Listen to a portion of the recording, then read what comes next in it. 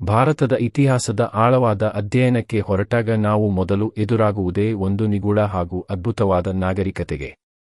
ಅದುವೇ ಸಿಂಧೂ ಬಯಲಿನ ನಾಗರಿಕತೆ. ಜಗತ್ತಿನ ಪ್ರಾಚೀನ ನಾಗರಿಕತೆಗಳಾದ ಈಜಿಪ್ಟ್ನ ಪಿರಮಿಡ್ಗಳು ನಿರ್ಮಾಣವಾಗುವ ಮುನ್ನವೇ ಜ್ಞಾನದ ತೊಟ್ಟಿಲು ಎಂದು ಖ್ಯಾತವಾದ ಗ್ರೀಕ್ ನಾಗರಿಕತೆ ಇನ್ನೂ ಅಜ್ಞಾನದ ಕತ್ತಲೆಯಲ್ಲಿದ್ದಾಗಲೇ ತನ್ನ ಭವ್ಯವಾದ ಪರಂಪರೆ ಮತ್ತು ಅತ್ಯಾಧುನಿಕ ನಗರ ಯೋಜನೆಯ ಮೂಲಕ ಜಗತ್ತನ್ನೇ ಬೆರಗುಗೊಳಿಸಿದ ನಾಗರಿಕತೆ ನಮ್ಮ ಸಿಂಧೂ ನಾಗರಿಕತೆ. ಸುಮಾರು ಕ್ರಿಸ್ತ ಪೂರ್ವ 3000ದಿಂದ ಕ್ರಿಸ್ತ ಪೂರ್ವ 1500ರವರೆಗೆ ವೈಭವದಿಂದ ಮೆರೆದ ಈ ನಾಗರಿಕತೆಯನ್ನು ಕಂಚಿನ ಯುಗದ ನಾಗರಿಕತೆ, ಹರಪ್ಪ ನಾಗರಿಕತೆ, ಮೊಹೆಂಜೊದಾರೋ ನಾಗರಿಕತೆ ಹೀಗೆ ಹಲವಾರು ಹೆಸರುಗಳಿಂದ ಕರೆಯಲಾಗುತ್ತದೆ. ಈ ಮಹಾನ್ ನಾಗರಿಕತೆಯ ಕಥೆಯು ಅನಾವರಣಗೊಂಡಿದ್ದೇ ಒಂದು ರೋಚಕ ಪ್ರಸಂಗ. 1856ರಲ್ಲಿ ಬ್ರಿಟಿಷರು ಇಂದಿನ ಪಾಕಿಸ್ತಾನದಲ್ಲಿರುವ ಲಾಹೋರ್ಗೆ ರೈಲು ಮಾರ್ಗವನ್ನು ನಿರ್ಮಿಸುತ್ತಿದ್ದಾಗ ಕಾರ್ಮಿಕರಿಗೆ ಭೂಮಿಯನ್ನು ಅಗೆಯುವಾಗ ಬಹಳಷ್ಟು ಸುಟ್ಟ ಇಟ್ಟಿಗೆಗಳು ಸಿಕ್ಕವು. ಆ ಇಟ್ಟಿಗೆಗಳ ಮಹತ್ವ ತಿಳಿಯದ ಅವರು ಅವನ್ನು ರೈಲ್ವೆ ಹಳಿಗಳ ಕೆಳಗೆ ಹಾಸಲು ಬಳಸಿಕೊಂಡು ಬಿಟ್ಟರು. ಆದರೆ ಆ ಇಟ್ಟಿಗೆಗಳು ಸಾವಿರಾರು ವರ್ಷಗಳ ಹಿಂದಿನ ಒಂದು ಮಹಾನ್ ನಾಗರಿಕತೆಯ ಅವಶೇಷಗಳಾಗಿದ್ದವು. ತದನಂತರ 1861ರಲ್ಲಿ ಭಾರತೀಯ ಪುರಾತತ್ವ ಇಲಾಖೆಯನ್ನು ಸ್ಥಾಪಿಸಲಾಯಿತು ಮತ್ತು ಅದರ ಮೊದಲ ನಿರ್ದೇಶಕರಾಗಿ ಭಾರತದ ಪುರಾತತ್ವ ಇಲಾಖೆಯ ಪಿತಾಮಹ ಎಂದೇ ಖ್ಯಾತರಾದ ಅಲೆಕ್ಸಾಂಡರ್ ಕನ್ನಿಂಗ್ಹ್ಯಾಮ್ ನೇಮಕಗೊಂಡರು. ಅವರೇ 1862ರಲ್ಲಿ ಈ ಪ್ರದೇಶವನ್ನು ಮೊದಲು ವೈಜ್ಞಾನಿಕವಾಗಿ ಪರಿಶೀಲಿಸಿದವರು. ಆದರೆ ಈ ನಾಗರಿಕತೆಯ ನಿಜವಾದ ವೈಶಾಲ್ಯ ಮತ್ತು ಮಹತ್ವವನ್ನು ಜಗತ್ತಿಗೆ ಪರಿಚಯಿಸಿದ ಕೀರ್ತಿ ಸಲ್ಲಬೇಕಿರುವುದು 1921ರಲ್ಲಿ. ಆ ವರ್ಷ ಪುರಾತತ್ವ ಶಾಸ್ತ್ರಜ್ಞರಾದ ದಯಾರಾಮ್ ಸಹಾನಿಯವರು ರಾವಿ ನದಿಯ ದಡದಲ್ಲಿರುವ ಹರಪ್ಪ ಎಂಬ ಸ್ಥಳದಲ್ಲಿ ಉತ್ಖನನ ನಡೆಸಿ ಈ ನಾಗರಿಕತೆಯ ಅಸ್ತಿತ್ವವನ್ನು ಅಧಿಕೃತವಾಗಿ ಜಗತ್ತಿಗೆ ಸಾರಿದರು. ಮರುವರ್ಷವೇ 1922ರಲ್ಲಿ ಆರ್. ಡಿ. ಬ್ಯಾನರ್ಜಿಯವರು ಸಿಂಧೂ ನದಿಯ ದಡದಲ್ಲಿ ಮಡಿದವರ ದಿಬ್ಬ ಎಂದರ್ಥ ಬರುವ ಮೊಹೆಂಜೊದಾರೋ ಎಂಬ ಮತ್ತೊಂದು ಬೃಹತ್ ನಗರವನ್ನು ಪತ್ತೆಹಚ್ಚಿದರು. ಈ ಎರಡೂ ಸಂಶೋಧನೆಗಳು ಭಾರತದ ಇತಿಹಾಸವನ್ನು ಸುಮಾರು 2000 ವರ್ಷಗಳಷ್ಟು ಹಿಂದಕ್ಕೆ ಕೊಂಡೊಯ್ದವು.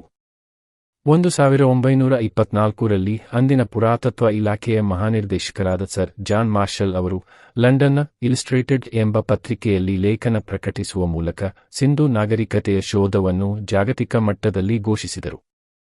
ನಾಗರಿಕತೆಯ ಭೌಗೋಳಿಕ ವಿಸ್ತಾರ. ಸಿಂಧೂ ನಾಗರಿಕತೆಯು ಜಗತ್ತಿನಲ್ಲೇ ಅತ್ಯಂತ ವಿಸ್ತಾರವಾಗಿ ಹರಡಿದ್ದ ನಾಗರಿಕತೆಯಾಗಿದೆ. ಇದು ಸುಮಾರು 12,50,000 ಚದರ ಕಿಲೋಮೀಟರ್ಗಳಷ್ಟು ವಿಶಾಲವಾದ ಪ್ರದೇಶದಲ್ಲಿ ವ್ಯಾಪಿಸಿತ್ತು. ತ್ರಿಕೋನಾಕಾರದಲ್ಲಿ ಹರಡಿಕೊಂಡಿದ್ದ ಈ ನಾಗರಿಕತೆಯ ಗಡಿಗಳನ್ನು ಗಮನಿಸಿದರೆ ಉತ್ತರದಲ್ಲಿ ಜಮ್ಮು ಮತ್ತು ಕಾಶ್ಮೀರದ ಮಾಂಡಾ, ದಕ್ಷಿಣದಲ್ಲಿ ಮಹಾರಾಷ್ಟ್ರದ ದೈಮಾಬಾದ್, ಪೂರ್ವದಲ್ಲಿ ಉತ್ತರ ಪ್ರದೇಶದ ಆಲಂಗೀರ್ಪುರ್, ಪಶ್ಚಿಮದಲ್ಲಿ ಪಾಕಿಸ್ತಾನ ಇರಾನ್ ಗಡಿಯಲ್ಲಿರುವ ಸುತ್ಕಜಿಂಡೋರ್, ಇಂದಿನ ಪಾಕಿಸ್ತಾನ, ಭಾರತ ಮತ್ತು ಅಫ್ಘಾನಿಸ್ತಾನದ ಭಾಗಗಳಲ್ಲಿ ಸುಮಾರು 1,500ಕ್ಕೂ ಹೆಚ್ಚು ನೆಲೆಗಳು ಇಲ್ಲಿಯವರೆಗೆ ಪತ್ತೆಯಾಗಿವೆ. ಸಿಂಧೂ ನಾಗರಿಕತೆಯ ಪ್ರಮುಖ ನಗರಗಳು. ಒಂದು ಅವಲೋಕನ. ಈ ನಾಗರಿಕತೆಯು ತನ್ನ ಅತ್ಯಾಧುನಿಕ ನಗರ ಯೋಜನೆಗೆ ಹೆಸರುವಾಸಿಯಾಗಿತ್ತು. ಪ್ರತಿಯೊಂದು ನಗರವೂ ತನ್ನದೇ ಆದ ವೈಶಿಷ್ಟ್ಯವನ್ನು ಹೊಂದಿತ್ತು. ಹರಪ್ಪ ದಯಾರಾಮ್ ಸಹಾನಿಯವರಿಂದ 1921ರಲ್ಲಿ ರಾವಿ ನದಿಯ ಎಡದಂಡೆಯ ಮೇಲೆ ಪತ್ತೆಯಾದ ಈ ನಗರವನ್ನು ಕಣಜಗಳ ನಗರ ಮತ್ತು ಗೇಟ್ವೇ ಸಿಟಿ ಎಂದು ಕರೆಯುತ್ತಾರೆ. ಇಲ್ಲಿ ಕಾರ್ಮಿಕರ ವಸತಿ ಗೃಹಗಳು, ಆಕಾರದ ಸ್ಮಶಾನಗಳು ಮತ್ತು ಬೃಹತ್ ಉಗ್ರಾಣಗಳು, ಧಾನ್ಯ ಸಂಗ್ರಹದ ಕೋಠಿಗಳು ಪತ್ತೆಯಾಗಿವೆ. ಮೊಹೆಂಜೊದಾರೋ ಸಿಂಧಿ ಭಾಷೆಯಲ್ಲಿ ಮಡಿದವರ ದಿಬ್ಬ ಎಂಬ ಅರ್ಥ ಕೊಡುವ ಈ ನಗರವನ್ನು 1922ರಲ್ಲಿ ಆರ್. ಟಿ. ಬ್ಯಾನರ್ಜಿ ಸಿಂಧೂ ನದಿಯ ಬಲದಂಡೆಯ ಮೇಲೆ ಪತ್ತೆ ಮಾಡಿದರು. ಇದು ಸಿಂಧೂ ಸಂಸ್ಕೃತಿಯ ಅತ್ಯಂತ ದೊಡ್ಡ ನಗರವಾಗಿದ್ದು ಇಲ್ಲಿ ಜಗತ್ಪ್ರಸಿದ್ಧ ಬೃಹತ್ ಸ್ನಾನದ ಕೊಳ ಗ್ರೇಟ್ ಬ್ಯಾಥ್ ಪತ್ತೆಯಾಗಿದೆ. ಜೊತೆಗೆ ಕಂಚಿನ ನರ್ತಕಿಯ ವಿಗ್ರಹ, ಗಡ್ಡಧಾರಿ ಪುರೋಹಿತ ರಾಜನ ವಿಗ್ರಹ ಮತ್ತು ಸಭಾಭವನದಂತಹ ಪ್ರಮುಖ ಅವಶೇಷಗಳು ಇಲ್ಲಿ ದೊರೆತಿವೆ. ಈ ನಗರವು ಸುಮಾರು 7 ಬಾರಿ ಪ್ರವಾಹಕ್ಕೆ ಸಿಲುಕಿ ನಾಶವಾಗಿ ಪುನರ್ನಿರ್ಮಾಣಗೊಂಡಿದೆ ಎನ್ನಲಾಗಿದೆ. ಧೋಲಾವಿರ ಗುಜರಾತ್ನ ಕಚ್ ಜಿಲ್ಲೆಯಲ್ಲಿರುವ ಈ ನಗರವನ್ನು 1991ರಲ್ಲಿ ಜೆ. ಪಿ. ಜೋಶಿ ಮತ್ತು ಆರ್.ಎಸ್. ಬಿಸ್ತ್ ಪತ್ತೆ ಹಚ್ಚಿದರು. ಇದು ಭಾರತದಲ್ಲಿ ಪತ್ತೆಯಾದ ಅತ್ಯಂತ ದೊಡ್ಡ ನಿವೇಶನವಾಗಿದೆ. ಇಲ್ಲಿ ಬೃಹತ್ ಜಲಸಂಗ್ರಹಣಾ ವ್ಯವಸ್ಥೆ ಮತ್ತು ಕ್ರೀಡಾಂಗಣ ಪತ್ತೆಯಾಗಿದೆ. ಇದು 3 ಕೋಟೆಗಳಿಂದ ಆವೃತವಾದ ಏಕೈಕ ನಗರವಾಗಿದ್ದು 2021ರಲ್ಲಿ ಯುನೆಸ್ಕೋ ವಿಶ್ವ ಪಾರಂಪರಿಕ ತಾಣವಾಗಿ ಮಾನ್ಯತೆ ಪಡೆದಿದೆ. ಲೋಥಾಲ್, ಗುಜರಾತ್ನ ಬೋಗಾವಾ ನದಿ ದಡದಲ್ಲಿ ಎಸ್.ಆರ್. ರಾವ್ ಅವರು 1957ರಲ್ಲಿ ಪತ್ತೆಹಚ್ಚಿದ ಈ ನಗರವು ಸಿಂಧೂ ನಾಗರಿಕತೆಯ ಪ್ರಮುಖ ಬಂದರು ಮತ್ತು ಹಡಗುಕಟ್ಟೆಯಾಗಿತ್ತು. ಇದನ್ನು ಸಿಂಧೂ ನಾಗರಿಕತೆಯ ಮ್ಯಾಂಚೆಸ್ಟರ್ ಎಂದೂ ಕರೆಯುತ್ತಾರೆ. ಇಲ್ಲಿ ಮಣಿ ತಯಾರಿಕಾ ಕಾರ್ಖಾನೆ, ಯಜ್ಞ ಕುಂಡಗಳು ಮತ್ತು ಸತಿ ಪದ್ಧತಿಯ ಕುರುಹುಗಳು ಎನ್ನಲಾದ ಅವಶೇಷಗಳು ದೊರೆತಿವೆ. ಕಾಲಿಬಂಗನ್, ರಾಜಸ್ಥಾನದ ಗಗ್ಗರ್, ಪ್ರಾಚೀನ ಸರಸ್ವತಿ ನದಿ ದಂಡೆಯ ಮೇಲೆ 1953ರಲ್ಲಿ ಎ. ಘೋಷ್ ಇದನ್ನು ಪತ್ತೆಹಚ್ಚಿದರು. ಕಾಲಿಬಂಗನ್ ಎಂದರೆ ಕಪ್ಪು ಬಳೆ ಎಂದರ್ಥ. ಜಗತ್ತಿನಲ್ಲೇ ಮೊಟ್ಟಮೊದಲ ಬಾರಿಗೆ ಉಳುಮೆ ಮಾಡಿದ ಹೊಲದ ಕುರುಹುಗಳು ಇಲ್ಲಿ ಸಿಕ್ಕಿರುವುದು ಇದರ ವಿಶೇಷತೆ. ಜೊತೆಗೆ ಯಜ್ಞ ಕುಂಡಗಳು, ಅಲಂಕೃತ ಇಟ್ಟಿಗೆಗಳು ಮತ್ತು ಒಂಟೆಯ ಮೂಳೆಗಳು ಇಲ್ಲಿ ಪತ್ತೆಯಾಗಿವೆ. ಚಾನ್ಹುದಾರೋ, ಕೋಟೆಗಳೇ ಇಲ್ಲದ ಏಕೈಕ ನಗರ ಇದಾಗಿದ್ದು 1931ರಲ್ಲಿ ಎನ್.ಜಿ. ಮಜುಂದಾರ್ರಿಂದ ಪತ್ತೆಯಾಯಿತು. ಇದು ಗೊಂಬೆಗಳ ತಯಾರಿಕಾ ಕೇಂದ್ರವಾಗಿತ್ತು. ಇಲ್ಲಿ ಮಣಿ ಮತ್ತು ಶಂಖ ತಯಾರಿಕಾ ಕಾರ್ಖಾನೆ, ಲಿಪ್ಸ್ಟಿಕ್ ಹಾಗೂ ಮಸಿಮಡಿಕೆ, ಇಂಕ್ ಪಾಟ್ ಮುಂತಾದ ಸೌಂದರ್ಯವರ್ಧಕ ವಸ್ತುಗಳು ಸಿಕ್ಕಿವೆ.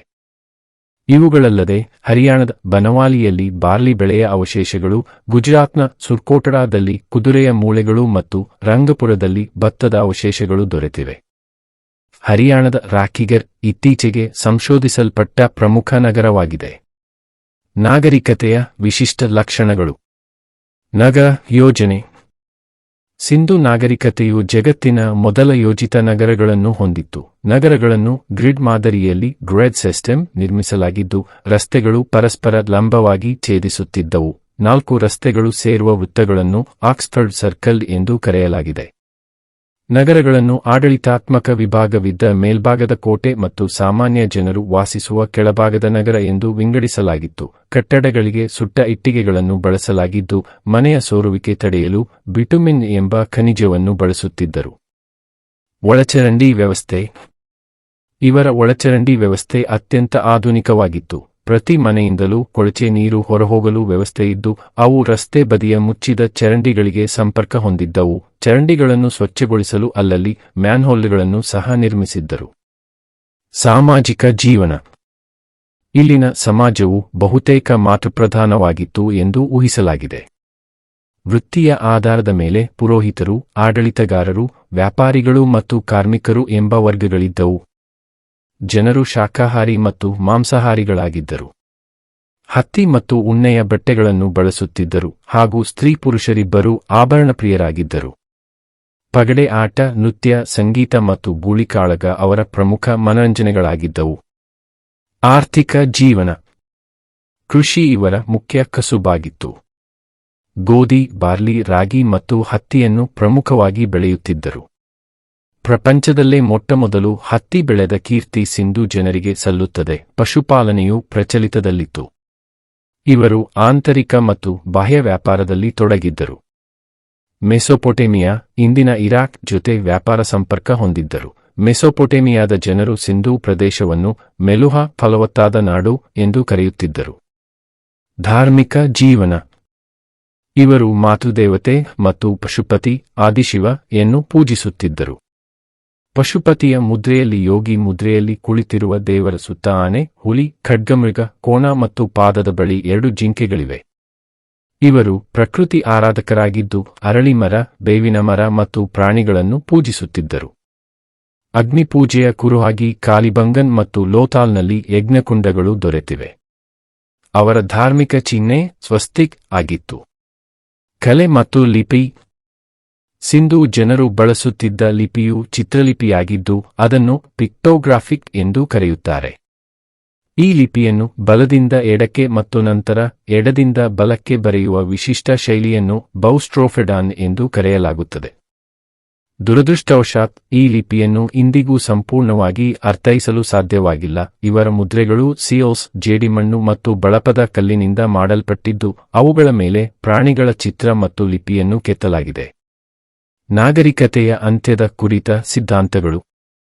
ಇಷ್ಟೊಂದು ವೈಭವದಿಂದ ಮೆರೆದ ನಾಗರಿಕತೆ ಕ್ರಿ. ಪೂ. 1,500 ಸುಮಾರಿಗೆ ಹೇಗೆ ಅವನತಿ ಹೊಂದಿತು ಎಂಬುದು ಇಂದಿಗೂ ನಿಗೂಢವಾಗಿಯೇ ಉಳಿದಿದೆ. ಇದರ ಬಗ್ಗೆ ಇತಿಹಾಸಕಾರರಲ್ಲಿ ಭಿನ್ನಾಭಿಪ್ರಾಯಗಳಿದ್ದು ಹಲವಾರು ಸಿದ್ಧಾಂತಗಳನ್ನು ಮಂಡಿಸಲಾಗಿದೆ. ಆರ್ಯರ ದಾಳಿ. ಮಾರ್ಟಿಮರ್ ವ್ಹೀಲರ್ ಅವರ ಪ್ರಕಾರ ಆರ್ಯರ ದಾಳಿಯಿಂದ ಈ ನಾಗರಿಕತೆ ನಾಶವಾಯಿತು. ನೈಸರ್ಗಿಕ ವಿಕೋಪ. ಕೆಲವು ವಿದ್ವಾಂಸರು ಸಿಂಧೂ ನದಿಯಲ್ಲಿ ಉಂಟಾದ ಭೀಕರ ಪ್ರವಾಹಗಳು, ಭೂಕಂಪ ಅಥವಾ ಹವಾಮಾನ ಬದಲಾವಣೆಯಿಂದಾಗಿ ಜನರು ವಲಸೆ ಹೋದರು ಎನ್ನುತ್ತಾರೆ. ಸಾಂಕ್ರಾಮಿಕ ರೋಗ. ಮಲೇರಿಯಾದಂತಹ ಸಾಂಕ್ರಾಮಿಕ ರೋಗಗಳು ಹರಡಿ ಜನರು ಸಾವನ್ನಪ್ಪಿರಬಹುದು ಎಂಬ ವಾದವೂ ಇದೆ. ಒಟ್ಟಿನಲ್ಲಿ ಸಿಂಧೂ ಬಯಲಿನ ನಾಗರಿಕತೆಯು ತನ್ನ ಕಾಲಕ್ಕಿಂತ ನೂರಾರು ವರ್ಷಗಳಷ್ಟು ಮುಂದಿದ್ದ ಒಂದು ಅತ್ಯಾಧುನಿಕ ವ್ಯವಸ್ಥೆಯಾಗಿತ್ತು.